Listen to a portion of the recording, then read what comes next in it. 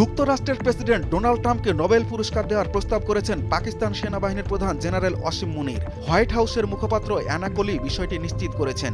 তিনি বলেন, 18 June white হাউসে মার্কিন প্রেসিডেন্টের সঙ্গে বৈঠক করেছেন পাক সেনাপ্রধান। সেখানে ট্রাম্পের ভূমিকাকে পারমাণবিক যুদ্ধ এড়াতে সহায়ক হিসেবে উল্লেখ করেন জেনারেল মুনির। এজন্য তাকে নোবেলের জন্য মনোনয়ন দিতে সুপারিশ করেন তিনি। হোয়াইট হাউসের মুখপাত্র কেলি বলেন, গত মাসে ভারত পাকিস্তানের মধ্যে চরম উত্তেজনা দেখা দিয়েছিল। একে অপরের ওপর সামরিক হামলা শুরু করেছিল। সেটা পারমাণবিক সংঘাতে রূপ নিতে পারত, কিন্তু ট্রাম্পের হস্তক্ষেপে তা হয়নি। তার মধ্যস্থতায় যুদ্ধবিরতিতে সম্মত হয় চিরবৈরী দুই দেশ। সেই পরিস্থিতি প্রশমনে মার্কিন প্রেসিডেন্টের অবদানকে সম্মান জানান জেনারেল মুনির। সেজন্য তাকে শান্তিতে নোবেল পুরস্কারের জন্য মনোনয়ন দেওয়ার আহ্বান জানান তিনি।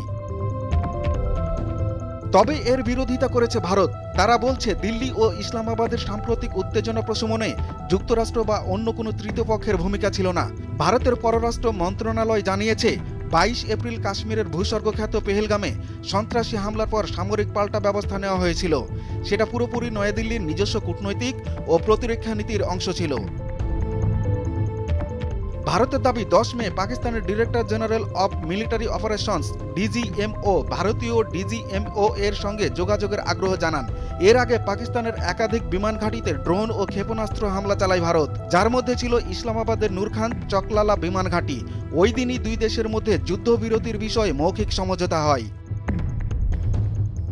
এরই মধ্যে ট্রাম্পের সঙ্গে ফোনে 35 মিনিটের এক আলাপে ভারতের প্রধানমন্ত্রী নরেন্দ্র মোদী সাফ জানিয়ে দিয়েছেন, ভারত পাকিস্তান বিষয়ে যুক্তরাষ্ট্রের মধ্যস্থতার বিষয়টি আলোচনায় আসেনি, বরং আলোচনার বিষয় ছিল অপারেশন সিঁদুর। তবে ট্রাম্প বলেন, পাকিস্তান ভারত সংঘাত প্রশমনে জেনারেল মুনির এবং মোদির ভূমিকা গুরুত্বপূর্ণ ছিল। তাদের নিয়ে আমি পারমাণবিক যুদ্ধ ঠেকিয়েছি, অথচ কেউ আমাকে কৃতিত্ব দেয় না।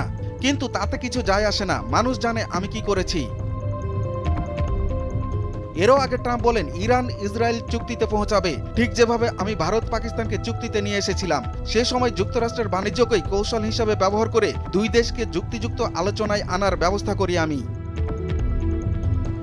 বিশ্লেষকরা বলছেন, ট্রাম্পের এই দাবিগুলো রাজনৈতিক প্রচারণার অংশ, অনেক ক্ষেত্রেই বাস্তব পরিস্থিতির সঙ্গে অসামঞ্জস্যপূর্ণ।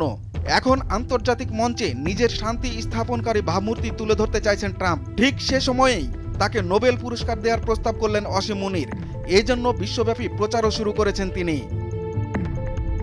দুরুল হক, ভোরের কাগজ।